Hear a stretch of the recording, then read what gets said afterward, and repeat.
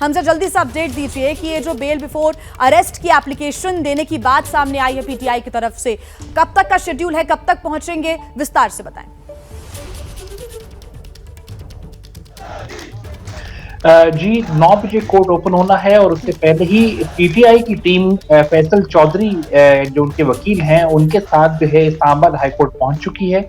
Court के अंदर जो है वो पिटीशन अपनी फाइल करेंगे जिसमें बेल बिफोर अरेस्ट की भी जो है वो इस्तदा की जाएगी और साथ ही इस केस को लेके जो है उसको डिसमिस करने के हवाले से भी कोर्ट से इस्तदा की जाएगी और उन्हें कहा जाएगा कि इमरान खान की स्टेटमेंट्स में ऐसी कोई बात नहीं थी कि जिसके तहत एंटी टेरर एक्ट के सेक्शन 7 को लागू किया जाए। इसी वजह से कोर्ट ऑर्डर के जरिए जो है इस केस को खत्म किया जाए और उससे पहले इमरान खान को जो अरेस्ट करने का जो वारंट इशू किया गया है उसको भी डिसमिस किया जाए और उससे पहले इमरान खान को बेल बिफोर अरेस्ट भी दी जाए। ये पीटीआई की team Islamabad high court already पहुंच चुकी है और अभी कुछ देर में ही ये इसकी पिटीशन फाइल कर देगी।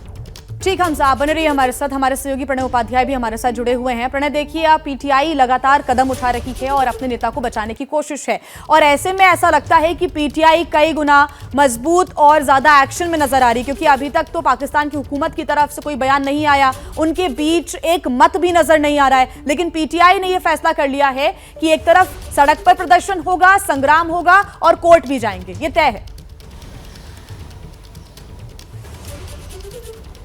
देखिए, बिल्कुल जी, दोनों ही मोर्चों के ऊपर पीटीआई की सक्रियता बताती है कि उसे साफ लग रहा है कि कहीं ना कहीं इस पूरे मामले पर सड़क के साथ साथ कानूनी तौर पर भी बचाव की जो पेशबंदी है वो करना बहुत ज़रूरी है, क्योंकि मामला कानूनी है, एफआईआर दर्ज हो चुकी है। ऐसे में उसको काटने के लिए या उस पर बचाव का की जो ढाल है वो केवल अदालत से तैयार की जा सकती है और इसीलिए पिटीशन मूव करने का फैसला किया गया है। जिस तरीके से हमजा ने पहले ही इस चीज़ को इंडिकेट किया था कि ये कदम उठाया जा सकता है पीटीआई की तरफ से और लगभग वही होता हुआ नजर आ रहा है, बहुत लॉजिकल है ये। लेकिन सड़क का जहां तक सवाल है, बीते 4 महीनों से इमरान खान लगातार इस पूरे मामले को सड़क पर लड़ने की कोशिश कर रहे हैं, क्योंकि उन्हें अच्छे से साफ नजर आ चुका है कि इस पूरे मामले के ऊपर एस्टैब्लिशमेंट उनके साथ नहीं है।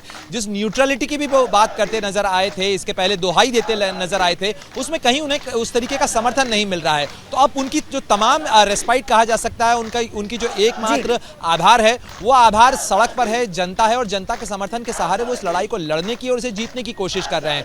ये बात जरूर है कि बीते कुछ समय के दौरान जो बाइपोल्स हुए हैं उसके अंदर पीटीआई को समर्थन मिला है।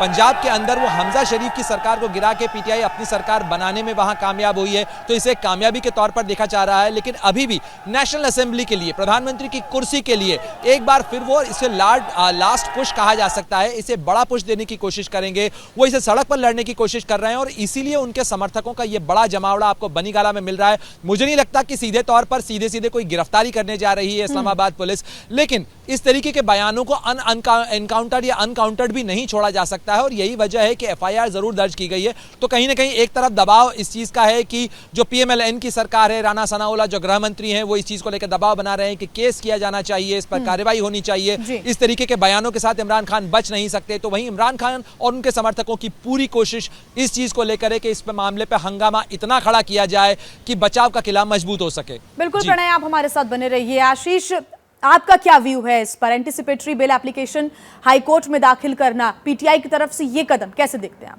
देखिए, क्योंकि अरेस्ट वारंट भी निकाला जा चुका है, एफआईआर की बात जो प्रणय कर रहे थे कि एफआईआर रजिस्टर्ड है एंटी टेरर एक्ट के तहत, वो एक अलग बात है। और उसके बाद आप देखिए कि अरेस्ट वारंट तक जारी कर दिया गया और ये तक इंस्पेक्टर जनरल ने बोला वहाँ पर पत्रकारों को पाकिस्तान में कि उनको ऑर्डर्स हैं इमरान खान को अरेस्ट करने के लिए। और कुछ देर पहले भी मैं, आपको याद होगा जिया, मैं इसका हवाला दे रहा था कि जब इमरान खान की सरकार गई थी उस दौरान भी उन्होंने पाकिस्तान के आर्मी चीफ से अश्योरेंस चाहा था कि मुझे गिरफ्तार ना किया जाए। मुझे लगता है इमरान खान इस बात को जानते हैं अच्छी तरह से कि उनका सड़क पे रहना, इस मोमेंटम को बिल्डअप करके रखना और इसको आगे बढ़ाने के लिए बहुत ज़रूरी है। अगर वो जेल चले जाते हैं, गिरफ्तारी दे देते हैं, तो कहीं ना कहीं ये मूवमेंट तोड़ने में मौजूदा सरकार कामयाब हो सकती है। और शायद यही वजह है, क्योंकि अरेस्ट वारंट उनके गिरफ्तारी के लिए निकल चुका है, इस वजह से ये तय किया गया। और अभी भी मैं आपको बता दूं कि उनके एक बहुत करीबी स्पेशल असिस्टेंट से मैं चैट कर रहा था। मैंने उनसे खुद भी निजी तौर पे पूछा कि क्या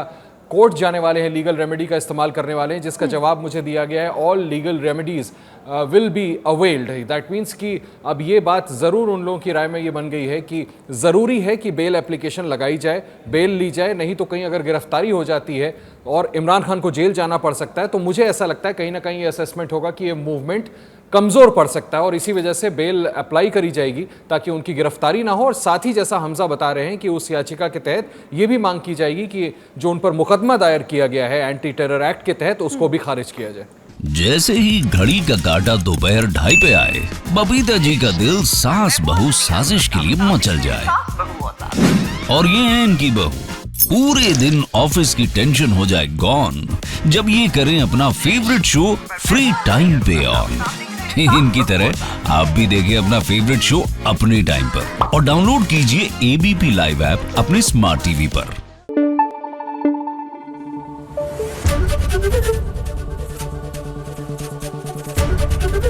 एबीपी न्यूज आपको रखे आगे।